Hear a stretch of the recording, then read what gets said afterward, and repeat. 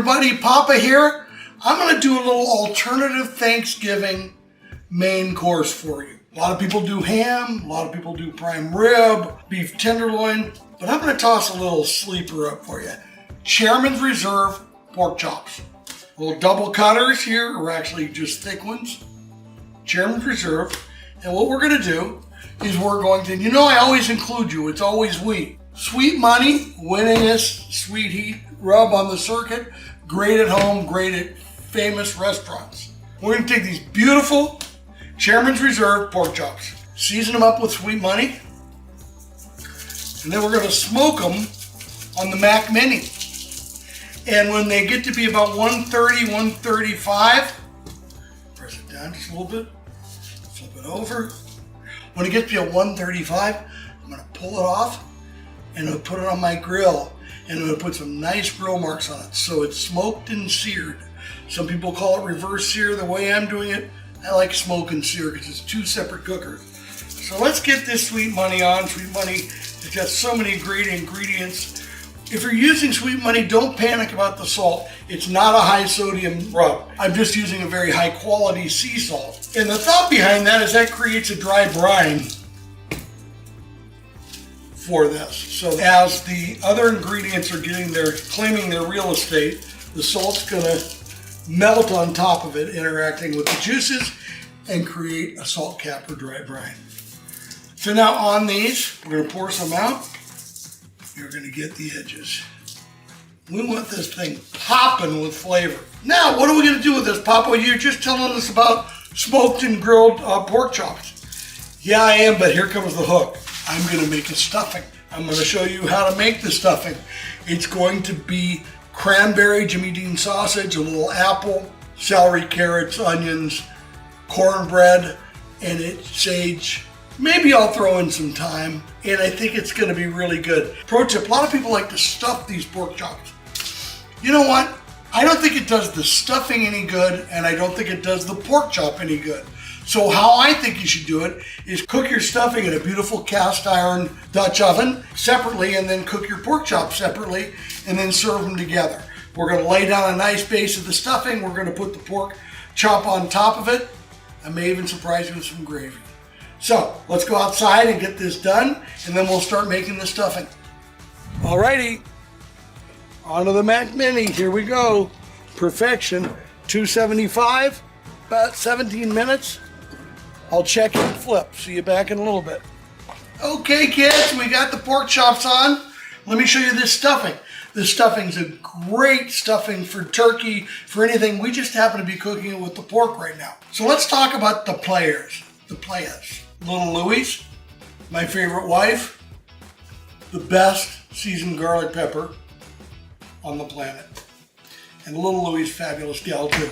Some thyme and some sage. Some dried cranberries, celery and carrots, onion, or onion as Casey calls it, and some nice flat leaf lettuce. Some nice cornbread that's been dried out, okay? You want it a little dry, you don't want fresh cornbread. So what I did is I had fresh cornbread, but then I cut it into squares on a sheet pan and roasted it for about 2 hours at 225 to get it just how I like it. Now, Jimmy Dean sausage coming right up. Then, while the Jimmy Dean sausage is cooking, I'm going to peel and chop this apple and add it to the celery, the onions, and the different herbs and the cranberries in some butter, get them nice and soft. Then we'll fold in the cornbread into the Dutch oven that we're going to cook the stuffing in. And I take about 3 cups of stuffing and pour it. Now with stuffing, when you're making stuffing, you want it to feel spongy. If you put the liquid in and it's just mush, you got too much liquid. If you put it in and it's too hard, you don't have enough. So you want it kind of bouncy, kind of spongy. So I'll show you that when I get to that point. Let's go to the other camera and let's get on to cooking. Can we just admire the beauty here? All right, 77, we got a ways to go. 82, the difference in size. I'm gonna go 20 minutes. Okay, kids. Here comes the Jimmy Dean sausage. Now we're gonna cook this sausage. We're gonna use about 2/3 of it. We're gonna hold back some of it that's cooked for a gravy. Well, we wanna use this pan because Like turkey, when you're making a gravy or something, you usually start with the pan juices and all that. And since we're doing a pork chop on smokers and a grill, we don't have those pan juices. So I'm gonna try and use some of the fat from the Jimmy Dean sausage as the foundational grease or fat for the gravy. So let's go here.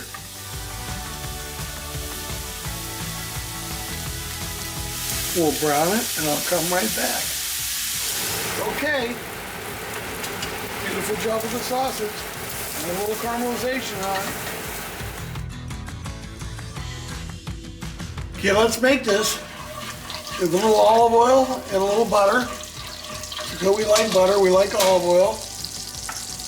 Real simple.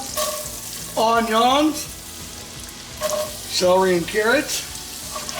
Stir it up good. We're gonna get these nice and softened. A little desert gold never hurt you. Get some little citrus in there, a little sesame, a little garlic, also some little Louis. In the pan, baby. Stir it up, we'll get this nice and softened, and then the apples will come along.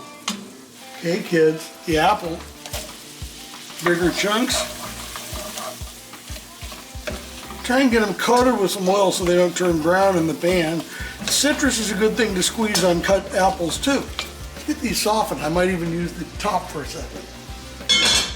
Now, this seems tricky. It's not. I'm just, we're making the stuffing, which you can do for any protein, any meal. We're using it for the pork chop, which is really fun. Pork chops are almost ready to be pulled off. I'm pretty excited about this dish.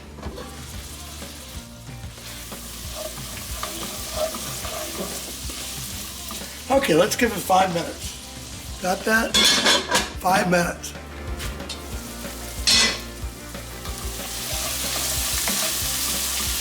Okay, the apples are soft. The cranberries. Might be just a few too many.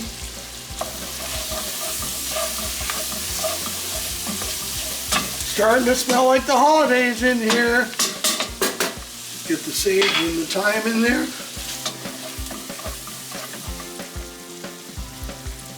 Did someone say sausage?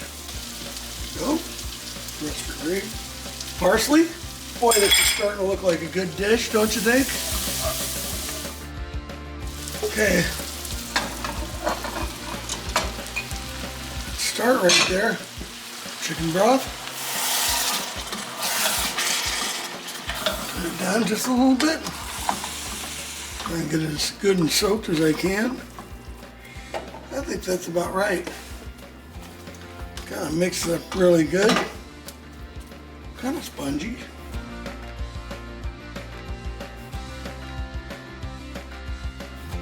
It's a little springy. Okay, it's ready to go in the oven for about 35 minutes.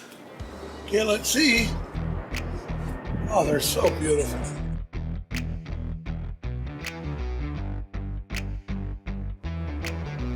Perfect. Okay, on the grill. Come back in 2 minutes.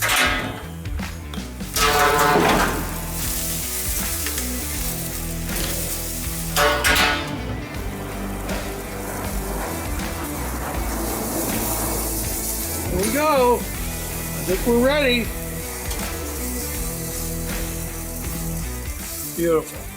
Rest them up and go to town.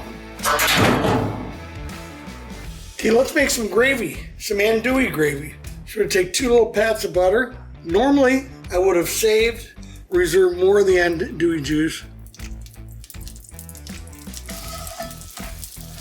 Okay, here we go.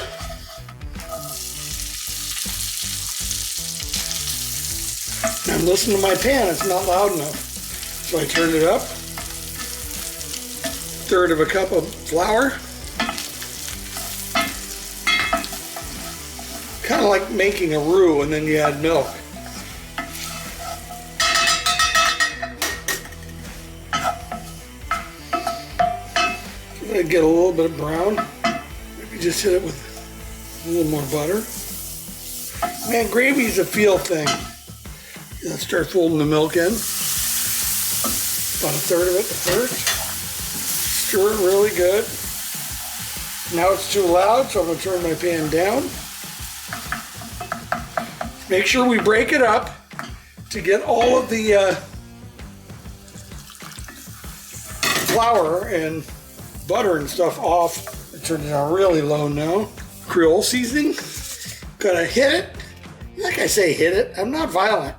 Well, sometimes I am in the car. Well, I think I am. Here we go. A little big Poppa Hallelujah. Stir it up some more. Delish. Let's hit it with some more. Okay, now this will continue to thicken. So what we want to do is have a little bit of milk on the side when you serve it, just to thin it out if you need it. A little thicker and I'll pull. Might as well taste it, huh? Very good. Papa's happy. Just get a little thinner and then I'm golden. Okay, we're done. It's exactly how I want it. How fun is this? I think it's really fun.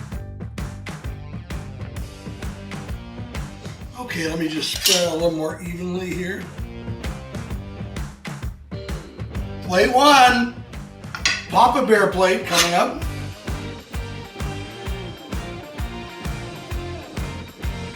Okie dokie.